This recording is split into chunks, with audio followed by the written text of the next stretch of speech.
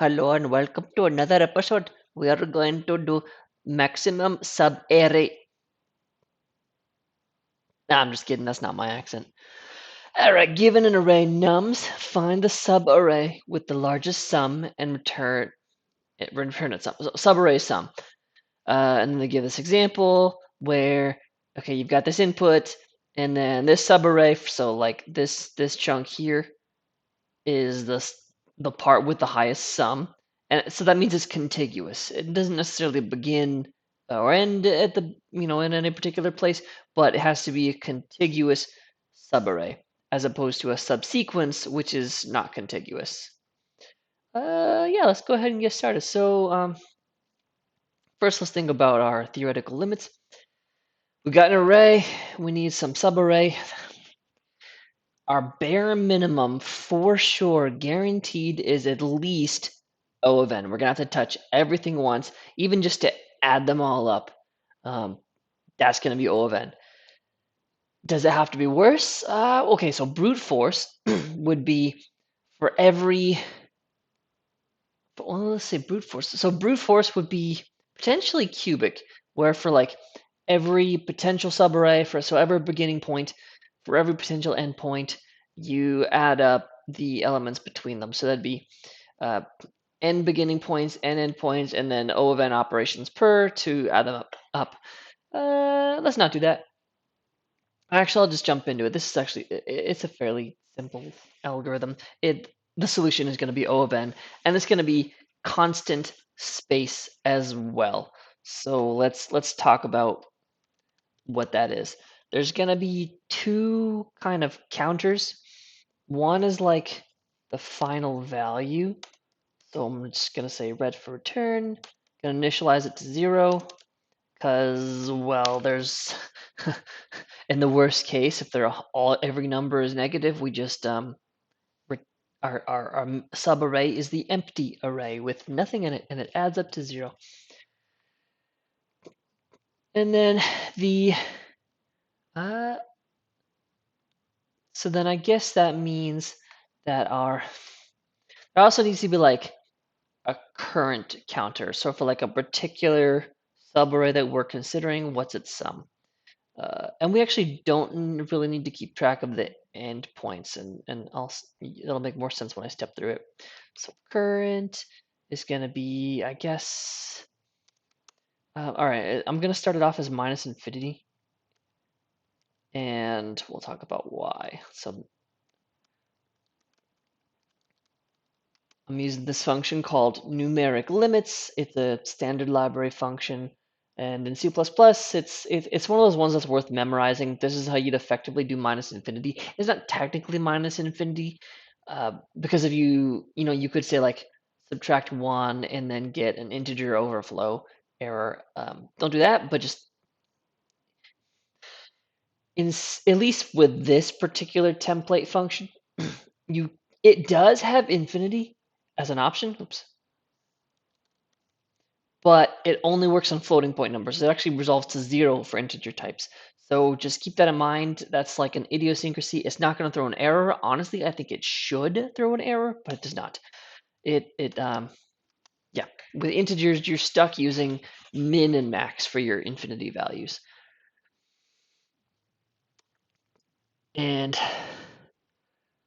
all right, there's going to be a for loop, obviously, so we have to touch everything at least once. So for n in nums, what are we going to do? We're going to return our output at the end, of course. Okay, so for a particular subarray, what are we going to consider? If there's two things that could happen, we could either extend our current array to include this next value, or we could restart our array so that we remove all the prior values and then include this current value. So we're going to have, so current equals, all right, so it's going to be the maximum of either like just the current number or the sum of the prior subarray and the current number. And actually, I'm going to factor this out so you can see this. I'm going to bring the n out here. And I'm going to say current, max of current or 0. So it's the maximum of the existing subarray that we're considering. It's not necessarily our output because we still got to compare it to the final value. The existing one, if we extend it, or if we delete the entire prior subarray and begin again starting here. And then lastly, we're going to compare that with, we're just going to keep a running max. So ret equals max ret or current. So whatever subarray we find, whatever the biggest one is, we're going to remember the sum that way. And actually, that's it. This is the whole algorithm. So I'll talk about complexity and then do an example. O of n time and O of 1 space. So it's O of n time. Each of these are all constant operations. Technically, it's linear on the number of bits, but since we're doing 32-bit integers in the future, okay, in this isn't necessarily 32 bits. It could be 64. It's machine defined, but it's a constant number. For a particular machine, it's a constant number.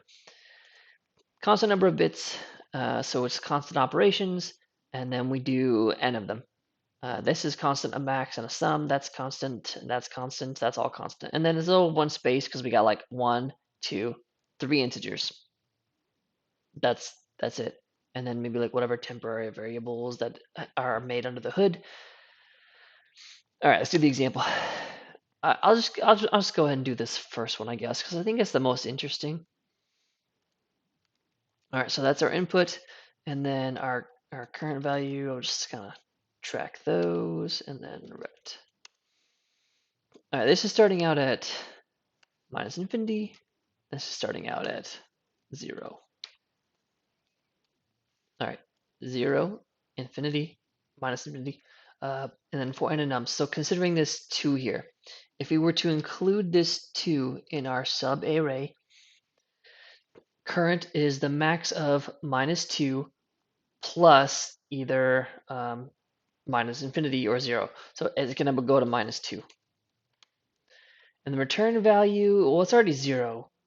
So that's not going to change. And then, okay, now let's consider this 1. If we were to extend our subarray to include this 1, so current, this is going to be the max of 1 plus 0 or 1 plus the prior. So clearly that's going to be, we're going to restart here because minus 2 is negative and there's absolutely no reason to keep it. There's no positive integers on the other side. All right, so this is going to 1. And then now this is going to 1 because it's bigger. Okay, let's consider extending. So now we're at 3. This becomes the max of 1 or 0 plus minus 3. So that's going to become minus 2. That's not great. So, but it's still bigger than just restarting at minus 3. So we're going to keep this for now. And this isn't going to change. All right, so now let's consider this 4. All right, so this becomes the max of minus 2 or 0, so 0 plus 4. So it becomes 4, meaning we don't include that, we don't include that, we just have this in our consideration. And then 4 is bigger, so that's going to go up there. All right, now let's consider adding this minus 1.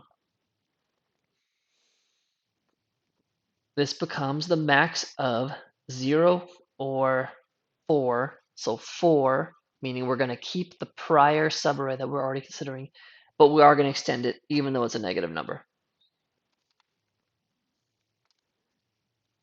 All right, this becomes 3, but this return value is bigger, so we're not going to update that.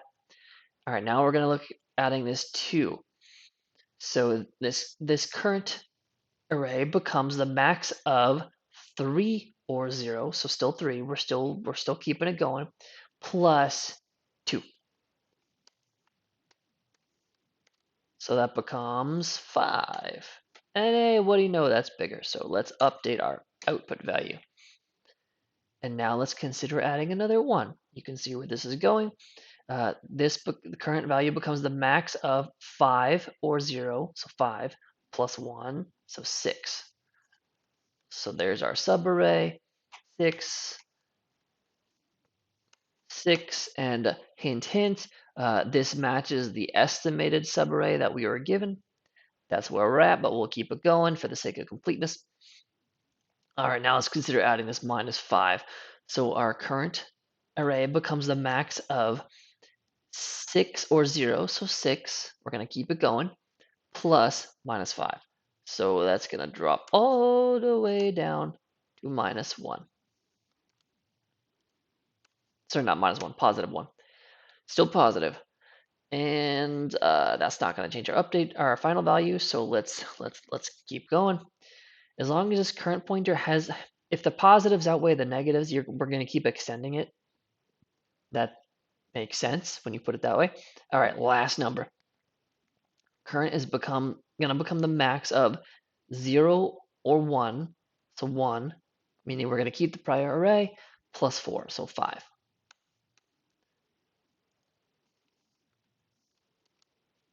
But that is still smaller than our final output, so we're going to keep that, and that is our last number. So we're going to break out of the loop. That's it. Return 6, and that is our expected output. Yeah, I think that's it. It's pretty simple. I'm not really sure why it's marked as medium. Maybe it's harder to come up with because you don't actually need to track like the end points. We'll give it a run for syntax. Neato burrito. Submit. What? Expected minus 1. Okay. So maybe if I guess you can't consider the empty array. In that case, let's go ahead and set that to nums of 0 and see if that makes a difference. All right, so that's an edge case, and my bad.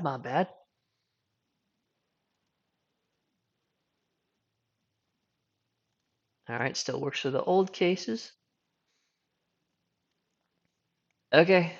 Yeah, all right. So you can't consider an empty one. At the very least, all right, so we're guaranteed a non-empty input. That was part of it as well. So the length of the nums array is at least 1. Non-empty input, meaning we could take this and then I guess that's whatever that is. That's at least our minimum. And then all right, so that was good. Let's go ahead and mark that off and call it a night. Thanks.